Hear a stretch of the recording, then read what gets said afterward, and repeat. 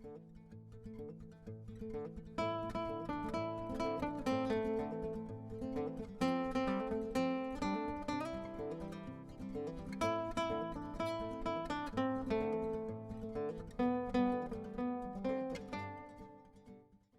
morning, folks, from the beautiful Texas Hill Country. Paul and Alejandra Garrison here with your fourth video in our series on mulemanship. This video is going to deal with the 5 pillars of mulemanship. And these 5 pillars are pretty much our training philosophy in a nutshell. So we're going to go through these 5 pillars and try to explain them to you as best we can. The 5 pillars are confidence, competence, empathy, trust, and leadership.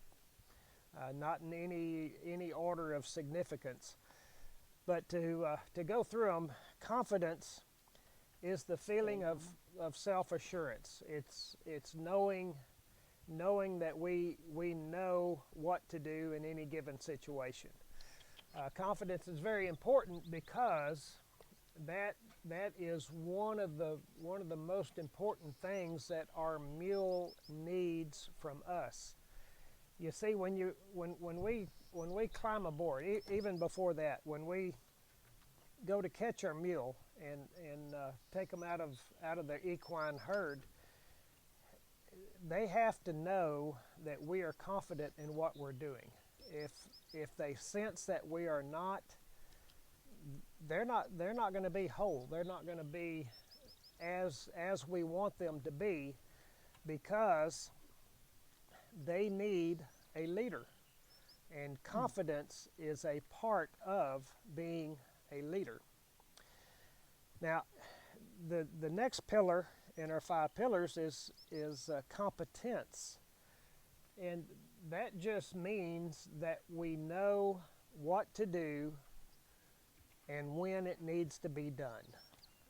That means when a certain set of circumstances, good or bad, comes up, we have the tools to deal with that set of circumstances. Now, something that runs very close to competence is fear and self-doubt. Fear is one of the hardest things we have to get over, deal with, put in its proper place. And by that, I'm not saying that we need to, it's not good to be fearful. Being fearful is our way of self-preservation. When we're fearful, we should probably think about what we're doing a little more. But competence, knowing what to do in any given situation, will alleviate most of your fears. That's how you get control of your fear, is being competent. Something else that goes along with the competency is education. If you don't know what to do, how to do it, when to do it, then you're going to be fearful because you don't have any control of your animal, and your animal's going to sense that, and things just rapidly go downhill from there. The third pillar in our 5 pillars of mulemanship is empathy.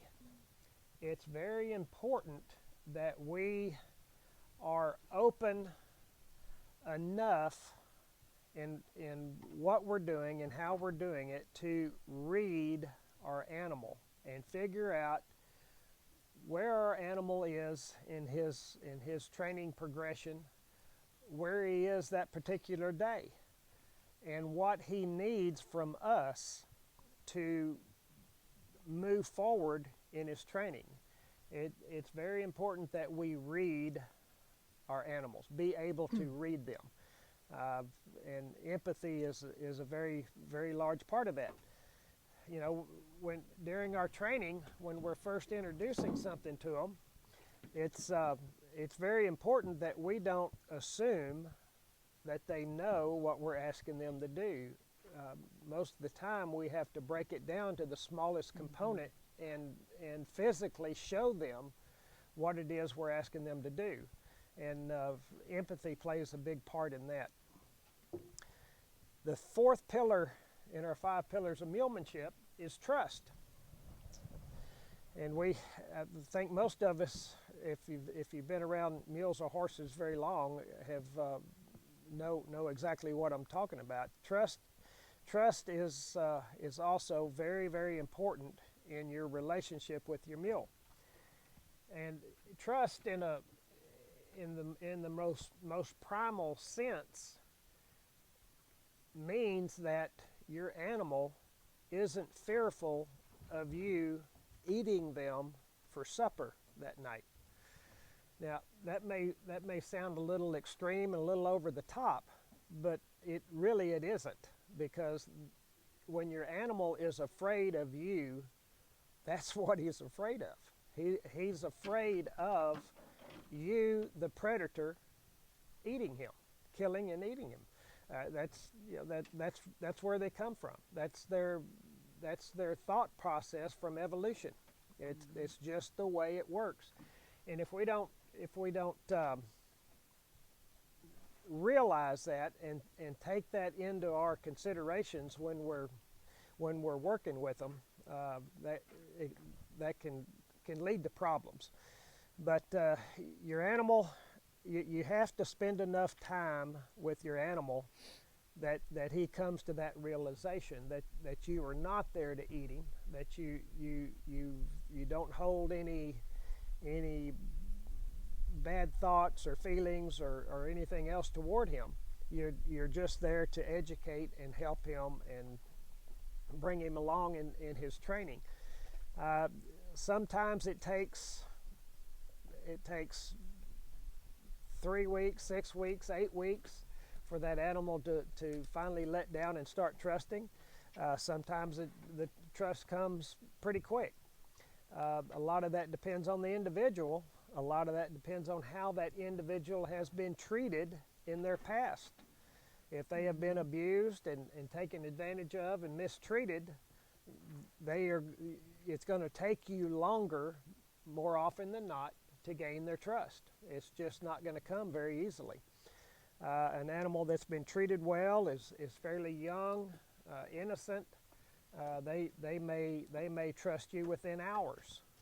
It's just the difference in each animal and how they work. The fifth pillar in our leadership, in our 5 pillars of mulemanship, is leadership. And leadership's a tough one. Leadership is what every one of these animals need to varying degrees. And I say that because some of them will be fine with very little, minimal amount of leadership. They'll go along to get along, let's say. On the other end of that spectrum are animals that will absolutely not tolerate anybody that doesn't have a sufficient amount of leadership for them. And I say it that way because leadership, it doesn't much matter what we think about our leadership. You could be the president of a 5,000-10,000 employee corporation, and that's all well and good, but that doesn't mean that that animal is going to recognize you as a leader. We have to emulate in our leadership. We have to emulate what the leader of that equine herd does to gain his position as a leader and to maintain it.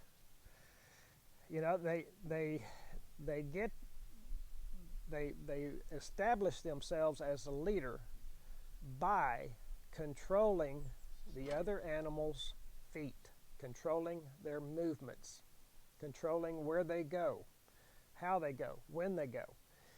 And that sounds like a very simplistic concept, but to implement that properly can be a huge challenge for the human.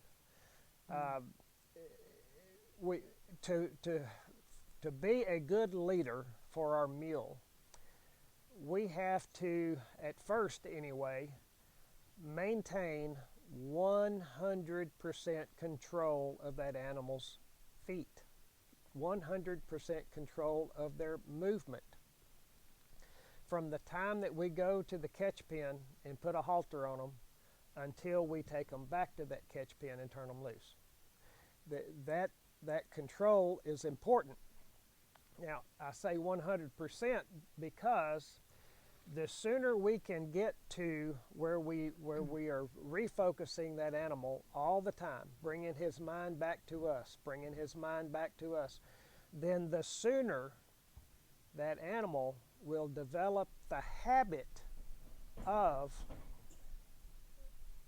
always looking to us for his direction. And you know, it comes natural to them, but we have to do the things that they recognize as leadership before they'll develop that habit.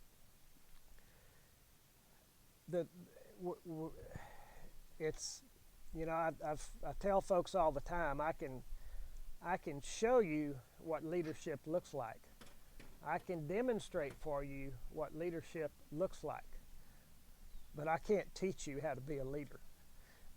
You have to draw from what you observe in that equine herd, how the way you best relate to your equine companions. It's a pretty difficult deal to accomplish, but once we get there, once we get our leadership established, once we get our way of communicating with that animal established and get the training established, then there is really no other relationship in the animal world anyway, between humans and animals, that can be any more complete, to the tune of not having to use your hands or feet to direct that animal. You can, when everything's clicking along and running good, you can direct them with your head movement and eyesight. You can think about where you want to go, and they'll go. It can be that complete. Would you have anything you want to add, baby? No? Just a pretty smile? Yep. Okay. All right, folks, that pretty much wraps up this fourth video. We have a private clinic or public clinic coming up 16th, 17th, 18th of October.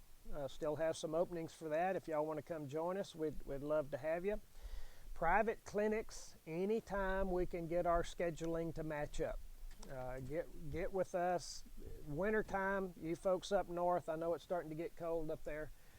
Y'all want a little break from the winter.